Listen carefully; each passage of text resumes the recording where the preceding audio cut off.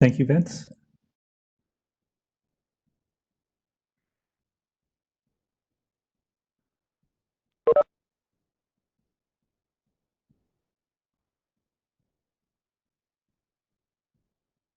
Okay, can you all see my screen?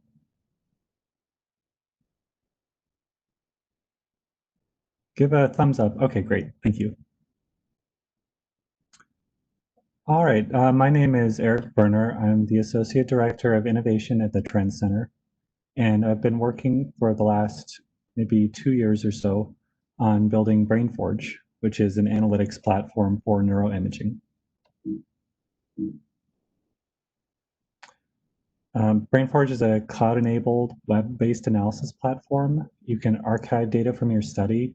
You can queue up analyses by setting up a plan and then process them all with the click of a button. You can also do it across multiple modalities, including functional, structural, diffusion, and perfusion MRI. And when your results are finished, you can share them with different users, even people from different organizations. Now, the reason we created BrainForge, there are 4 barriers that it's trying to overcome. Those are software issues, reproducibility issues, computational resource issues, and data sharing issues. And I'm going to get into all of those quickly. Software issues are just lots of neuroimaging, as I'm sure you know, has lots of libraries that are complex and can be difficult to set up. This is especially difficult if you have to deal with IT permissions, like if you're using a university computer. They also have complex interfaces, and even before you get started, if you're new to the field, you have to know which libraries to use and which pipelines, like do I do smoothing first, or do I do some other procedure first, or slice timing? So we try to simplify all that to give you like a turnkey solution that will give you good results. There's also reproducibility issues. If you have a different operating system or use a different programming language, then a lot of times not a lot of times, but sometimes your answers will not match up because of maybe numerical computing problems. Also, if you use a GUI, it doesn't keep track of your parameters. You can write a script to deal with this, to save all your parameters, but a lot of scripts that are written by people are just difficult to read, they're hard-coded to work in just the user's home directory, and and they're just hard to understand. So they're generally unmaintainable. Also, the data in the scripts can be organized in a strange way or in an idiosyncratic way that it makes it difficult for people to use them. Furthermore, people often don't use version control. So this makes reproducing research or a project someone did very difficult. There's computational resource issues. The neuroimaging data is very large, and the derivatives can be 1,000 times larger. They also require a lot of time to run. For instance, a free surfer computation can take, well, maybe not a day, but it can take half a day to run. And you're running across multiple different modalities, multiple series. It's going to take a long time to run all your data, especially if you're limited to a small cluster or just your own machine. And some things you can't even run if you don't have enough memory.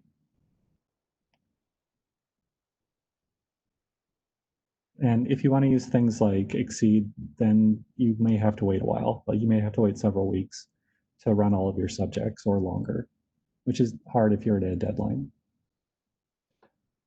Then the last thing is data sharing issues. It's just hard to share these large amounts of neuroimaging data. For instance, if you want to share like I don't know, a terabyte of data or 10 terabytes of data, I mean, it takes a long time to upload it into Google, and it takes a long time for someone else to download it. It's much easier if people can just log into a central web platform and then and then look at the data and look at the results without having to send anything over to anyone. So with BrainForge, we've curated lots of good pipelines that we've used in our own studies at Trends, and they're containerized in using Singularity and Docker. They're reproducible. All the provenance is saved, including what parameters were used in your analysis, what libraries you used, and what data you used. And then furthermore, we have great computational resources at the Trends High Performance Computing Center. And I'll go over that more later. Last, we have great data sharing abilities. And you can add people to your studies and let them view analyses or run their own analyses on your data. Went through all that. Then, yeah, there's 4 basic roles. There's super admin. Those are like technical people who work at Trends. Then there's site admins. So each site has its own administrator that can run anything on the studies that are in the site. And the study PI is the person who's in charge of a study that can add data, remove data, or run analyses on their study. And the user is everybody else who uses it. And users can be added to BrainForge given the permission of the study PI or site admin. Now here's an overview of the architecture of BrainForge. You can see there's 2 large sections. There's the cloud. On the left, you see the part of the architecture that's in the cloud. And on the right, you see the part of the architecture that's on-premise. On the left, you'll see we have Coins, which dumps data to an S3 bucket. Coins also manages all of their metadata in a Postgres database in the cloud. And then you have on the right, you have BrainForge. BrainForge runs at GSU. We have separate front-end, back-end servers, and we also use a Postgres database. We primarily run all of our data through Slurm on our HPC cluster. And we do that using Singularity images, which we've created and downloaded. Then we're able to pull data from Coins via an API. We're able to see all the studies that are available in Coins. And then we have access to an S3 bucket that Coins curates, which contains anonymized study data. And we're able to download that to BrainForge at GSU and run it. And this includes everything this includes studies at CABI as well.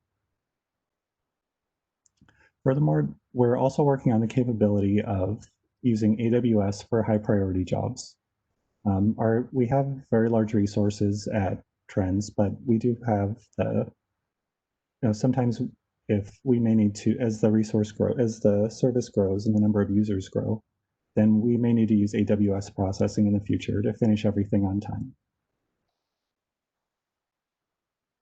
Okay.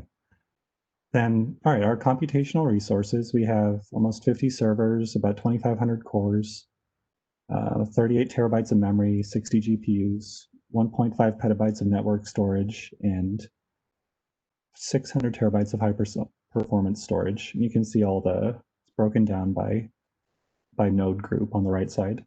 So we have very powerful resources that have all been purchased in the last year or two. And BrainForge has access to these.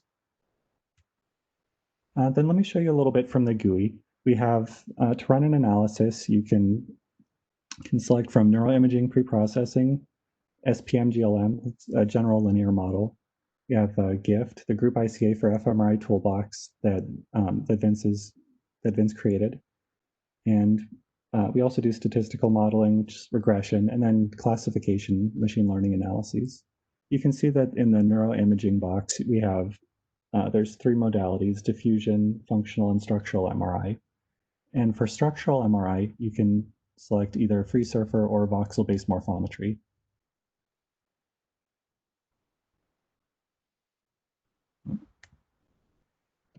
Come on.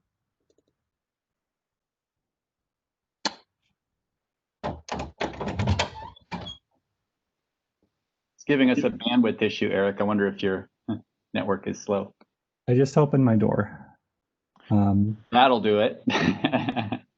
And then let me, yeah, for some reason my screen seems to be frozen. Hold on a sec. Oh man, okay.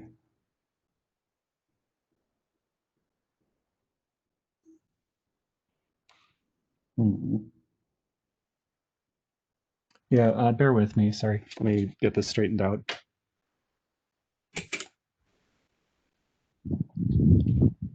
Just the WebEx always have a problem for me. I should point out using Zoom, which is acting a lot better than WebEx. Yeah, my I'm gonna have to let me my whole screen is frozen, but somehow my microphone and speaker still work. So let me try to close my screen real fast, and I'll be right back.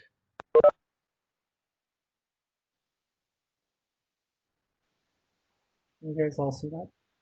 Yep. Okay. Okay. Okay. This- Here we go.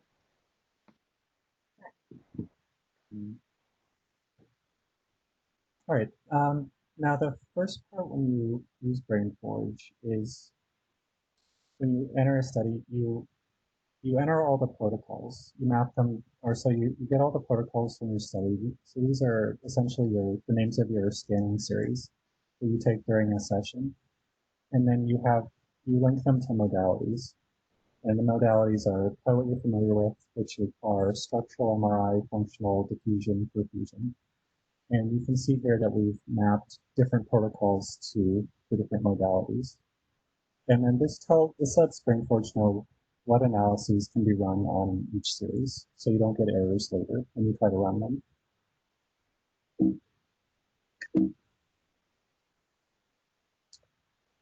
Next, you can set up parameter sets. We have a bunch of default parameter sets. Then you can also create new parameter sets with your own settings. And then you can reuse them for other analyses and also version them. After that, you can create an analysis plan. An analysis plan is essentially a list of analyses that you run on each series in your study. So say you have, for instance, right here, the EP2D bold REST1. So it's a functional MRI protocol, and you just want to run your 12-channel fMRI preprocessing pipeline on it. Then what you can do is you can link the protocol to the analysis, the fMRI analysis, with that parameter set for every subject in that study, or every subject and every session. And what that does is that will queue up, or that will create a queue of analyses for the same analysis for all the subjects, and then you can select them all and then run them on the cluster. So you don't have to write a script to run all the subjects, and you don't have to click a lot of buttons to run them. On this page, you can also see this. You can also see the search functionality. You have a basic search on top and advanced search on the bottom. Basic search is just more commonly used attributes that people use to search, including study, modality, protocol, and parameter set. And on the bottom, you can also search by site, user, and analysis type. And I think since I made this presentation, we've added more attributes as well. We also have a pre-processing summary, and this gives you a quick glance, a quick overview of all the pre-processing that has been performed on the subjects in your study. For instance, you have, so let's go through here. This is, at the top you see this is the DevCog study, and the principal investigator is Julia Stephen. Then you have, for the analyses, you have two. You have PPM and fMRI 32 channel. Then the next line you have the series that these analyses have been planned to run on. that you plan to run these analyses on. Below that, in the gray line, you can see the number of sessions. The top number is the number that have been run, and the bottom number is the total number. And then in the column, you can see the results for individual subjects and sessions. You can see whether they were complete or whether there was an error or whether something still is set up but hasn't been run yet. So you can see that for VBM, 107 out of 261 subjects have been run. And for fMRI 32 channel, 0 out of 261 have been run. We also support bids. We're rolling out this functionality in the next week or two. We're just converting to full bids just to make things easier for ourselves and for our users. First, the data will be anonymized and then converted to bids in AWS with coins. And then it will be downloaded onto the GSU where we'll run it using BrainForge. Here's a quick list of all of the processing we've done. Eric, you might just briefly want to mention what BIDS is, because I'm not sure everybody's familiar with that term. Yeah, sure. It's I forgot what the acronym stands for. Vince, can you tell? Brain imaging data structure. Yes, that's right. Yeah, it's essentially it's just a common what's the word? Standard for yes. Yeah, that's the word. Yeah, it's a standard for data archiving and results archiving. So you have it says like, okay, you have a clear template, and for all of your scans that are anatomical, you put them in one directory. For the scans that are functional, you put them in another directory. Same for diffusion. And then you put everything into and then derivatives, which are your results, your processing results, you put into a derivatives folder. Then all of your metadata is saved in JSON files throughout at different levels, and they use an inheritance principle. So if you save a lot of common metadata in a JSON file in a study, then you can say, or in a. I'm pretty sure most people don't know what JSON is either. So. Oh, okay. It's just a text file with key value. Eric's talking in programmer speak, I think, but. Yeah, sorry. Let me just summarize too, if I could. You're familiar with probably DICOM and NIFTY, right? So NIFTY is an image format that we use a lot in brain imaging. BIDS is just kind of another standard that says how do you organize your data? You know how everybody creates directories and subdirectories, and here's my study, here's my subject ID, here's my functional scan, whatever. BIDS just standardizes that, and so it can be readable by pretty much. There's tons of pipelines out there that can read BIDS format, and it makes it really simple to run without having to design your own scripts and figure out what somebody else's naming convention is. So I think that there's two benefits to this. One is you get your data automatically converted into BIDS, and secondly, it'll be easy to run subsequent analyses on it as well. So. Yeah, that's right. Kind of jumping in real quick. Yeah, no problem. Yeah, they also there's lots of BIDS apps, which are like Docker and Singularity containers, which are built to run on with BIDS as an input. So by using the standard, it allows you to use lots of different processing pipelines easily that other people have developed. And here's a list of processing pipelines we've created. We have voxel-based morphometry, fMRI preprocessing, both 12 and 32 channel. We have arterial spin labeling, DTI. We have the group ICA, DFNC, and Mancova from the GIF toolbox. We have FreeSurfer versions 6 and 7. And we use subject level and group level general linear models from using SPM. We just added white matter hyperintensity and fMRI phantom quality assurance. We also do regression and machine learning. classification using Policifier. And here's a screenshot of voxel-based morphometry. You can see that there's, so here's a table. There's two axes. The left are the different tissues. The right are the different the top are different stages of pre-processing. You can see warped, warped and modulated, or smooth, warped and modulated. So you can click on these different boxes and see different images. You can also see if the image has been flagged because it doesn't meet some quality assurance threshold. And then if we have some time and I can get the VM running because it just shut down on my computer, then I can hopefully show you around interactively, which I think will help you understand better. Then fMRI preprocessing, the results page is similar. You have there's just fewer images, and you can see them at different stages of preprocessing. FreeSurfer, we get back the parcellation, the areas, thicknesses, and volumes of the brain region, along with anatomical labels. And we're also working on an analysis where you can run regression on the results from FreeSurfer, like the thicknesses, areas, volumes of the regions of interest.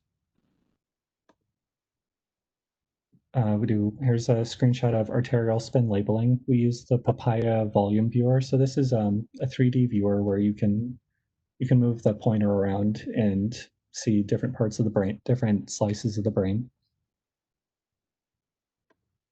And here's a screenshot from DTI. You can see the movement detected by eddy correction and corrected by eddy correction, and then FA images registered to the standard space. Then we have gift analyses, including group ICA, FNC, and Mancova. We have 17 different variants of ICA. And here's what the parameters look like for a group ICA. We have analysis type, ICA type, group ICA algorithm, the different, like 17 different algorithms, number of components, and so on.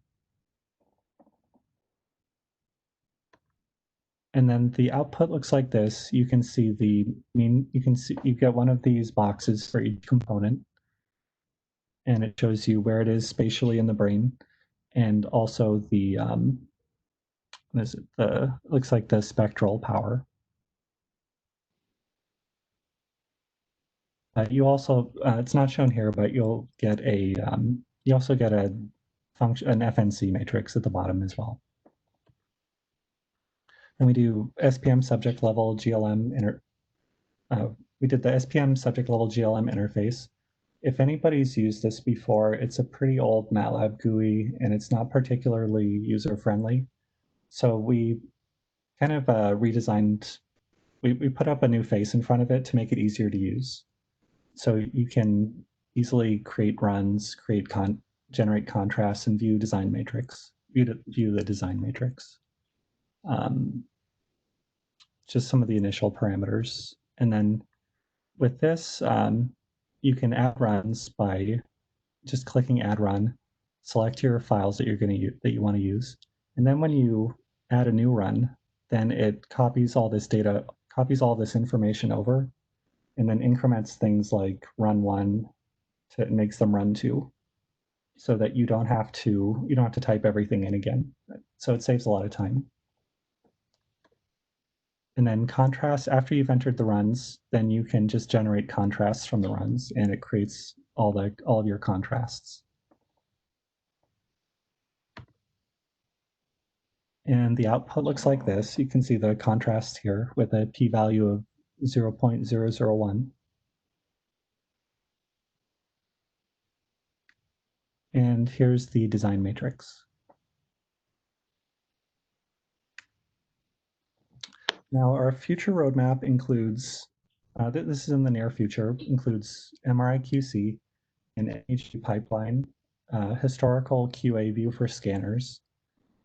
We want to be able to run user-created pipelines, so we can create a general interface that anybody can use to that can run a pipelines that users create. We're also working on a command line interface and an interactive interface with Jupyter notebooks. Additionally, in the future, we're going to introduce a NeuroMark portal, which gives normative comparisons for many different metrics, including a brain age calculation.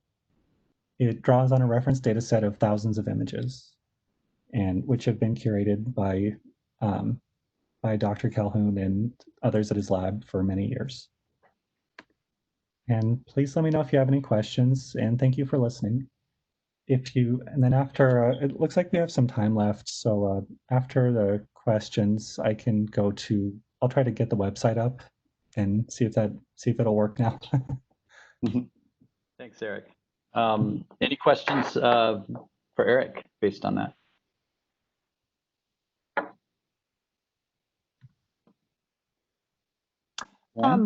Yeah. I actually have a couple of questions. This is Layla.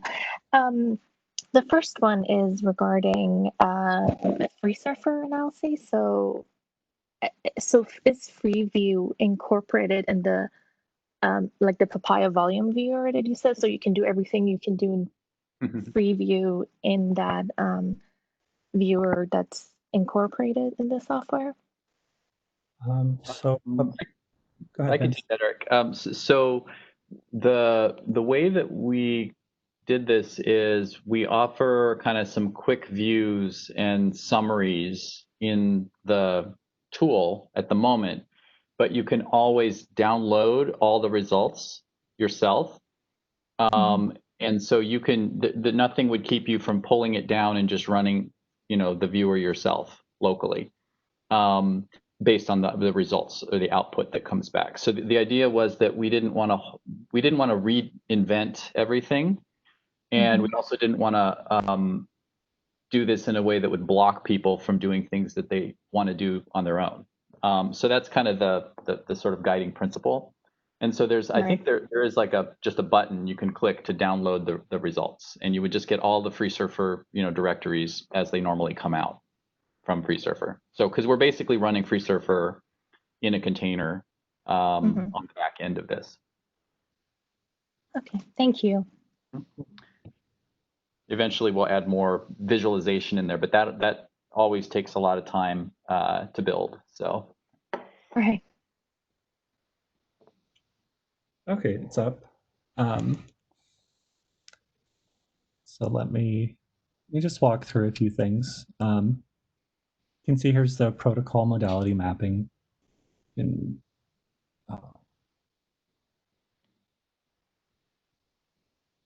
Just edit so from the study and protocol, you can select different modalities.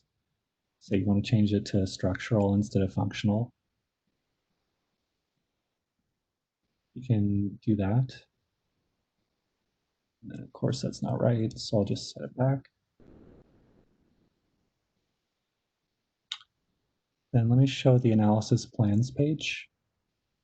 I think for people who are going to be running lots of subjects and really churning them, this is a useful page to learn. So select the site as the Mind Research Network. And then, for instance, we have so say DTI here. This DTI series has had this analysis step added to it. And then then I'll take it off and put it back on again, just to show you how it works. Okay. So you select DTI preprocessing, and then the default parameter set, and then you add it there, and then it should be set up for all the subjects and all the sessions in that study. We've also set up FreeSurfer and VBM for the T1 weighted 32 channel MP-RAGE protocol, and fMRI preprocessing for some of the REST open and REST closed protocols. And then you can see these on the data directory page. REST open and REST closed means eyes open and eyes closed, by the way, just FYI. Yep.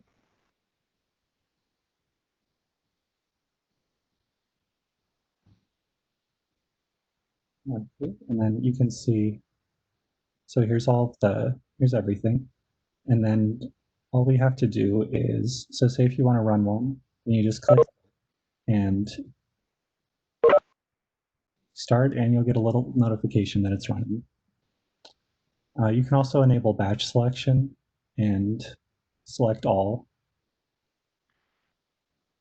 And it will select everything, not just on the screen, but everything that was in that's within the query set generated in your search. So say if there's, you'll notice it says 177 analyses. That's because in DevCog under DevCog, there's 177 series here, or 177 analyses that we've queued up. So you can run them all at once, but this is just my virtual machine on my computer, so I won't do that. And then we also have a way to do a group analysis here. Say for fburn.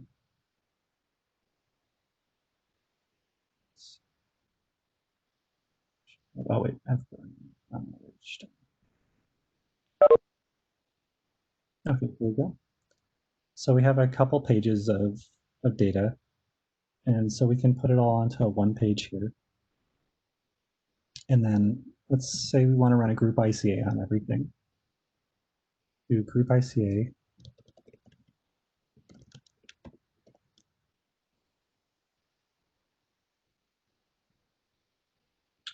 Just use the default parameters. This is for you can choose the Slurm partition that you want if that's something you care about, and then you select everything. So just select this, remove that, and so you have about 20 files selected, and then you run the group analysis, and analysis started. And you can see there are a couple analyses running right now. Don't worry about these old ones. Just the old ones, those are just old things I forgot to clear out before this presentation. But the top two, those are running. And then you can also look here and see the analyses that have been run successfully. So let me show you a VBM analysis. When you click on here, first you see the metadata of the input file, including the name of the file, the study, the site, and the PI. And then you can see some text on the output, including a summary of what happened. And also you can look through the files. These are all the files that were generated. There's some information about the quality, including a summary, and then the flagged subjects. After that, you can look at the figures. So this is what I showed you earlier in the presentation. You can see at the different points in the pipeline, and then you can see the volumes. So let's look at.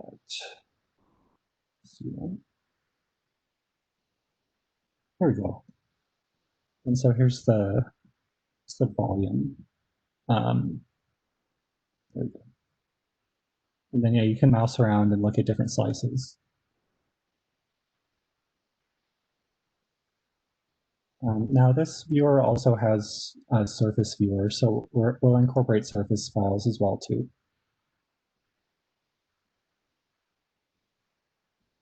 And let's see. What else do we have? Did you already show how to download the results? Oh no, not yet. Yeah, earlier. Yeah. Okay. Mm-hmm.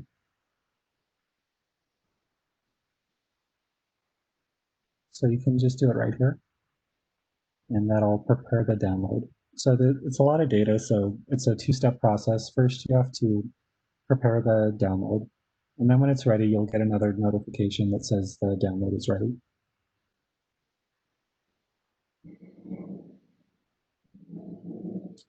In the meantime, we can look at some group ICA analyses. Just the results of a group ICA analysis. You can see all the components. And at the bottom, you can see the FNC matrix, the FNC matrices. Yeah, don't worry if they make sense or not. They're just, it's just a couple of random files. Sorry, I had a question. Let's see.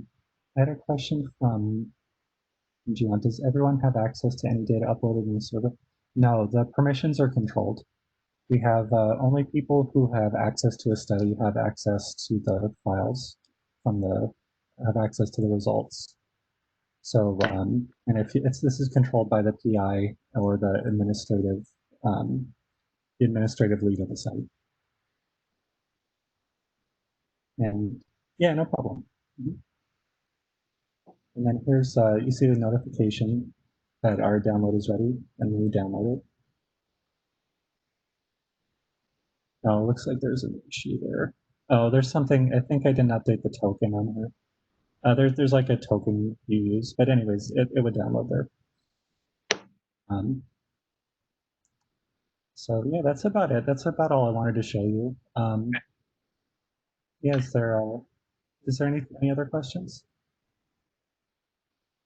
One of the things that I like about this is you can set up the analysis to run as you go along in your study. So you don't have to wait until the end to see if you've got good data and good results.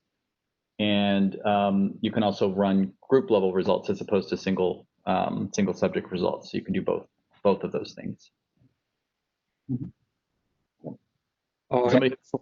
Yeah. For publication purposes, after you've run a complete analysis, is there like a summary of all the which particular steps you used at each stage? Right. So one thing that would. Yeah, this we've been we are in the process of developing that now, and the idea would be to basically provide like a methods paragraph for each analysis that comes out with the parameters filled in that you selected, right? And also include references that are relevant to that. So yes, that is planned. We don't have that in place yet, but it's coming. So thanks. Mm-hmm. In the meantime, what you can do is look at the parameters of the analysis. For instance, you could look at VBM. You can see that these steps are in the actual order that the steps are performed inside the container. So it does reorientation. You can see that these parameters, segmentation with these parameters, and smoothing with these parameters. So you could write a method section using this information in the meantime. Yeah, but so also, for example, what so for example, for registration, whether it's you're using what algorithm you're using, like that, yeah. Yeah, sure. Yeah, so yeah, it's not yeah, for more information like that. So I think if it was if you're, for someone like you, they should probably just give you access to the GitHub repository, and then you can look through exactly what's happening. I think easier just to give people the graph, and then they can go deeper if they want to. So Vish just wants his methods paragraph that has the details in it. So right. And paste, yep. Yes. I'm a very lazy person. Most people are going to believe the code works, but people will want to look at it, sure. But for sake of reproducibility and yeah, exactly. There was a question about legacy data, Eric. Oh, sure. Okay, to run BrainForge on older legacy data stored on the Cabby servers, would you first have to import it into Coins? No, not necessarily. What you can do is just, you can transfer the data to GSU, and then we can run it there, and we can treat it as like unmanaged data. So this is the difference. So we use the terminology of managed versus unmanaged or uploaded. Managed is just anything that comes through Coins, which went through the all the procedures. The study was set up using coins, in our scan facilities. So for legacy data at CABI before they were using coins, that you can just import it into the system by uploading. And if it's a lot of data, we can use a Globus to transfer the data. And we're yeah, I think also, and we're going to be doing this over time, but as we're getting kind of the IRB protocol in place and the archive at CABI, what our goal is after we get going on the new studies, we want to basically have that data imported so that you have access to it through that route. Because then everything will be consistently, sort of stored and managed at CABI. So it'll replace the existing archive eventually. But again, we're going to take our time doing that so that things go smoothly. Mm-hmm. Yeah, no problem. So we have a few minutes left. Does anybody have any other questions?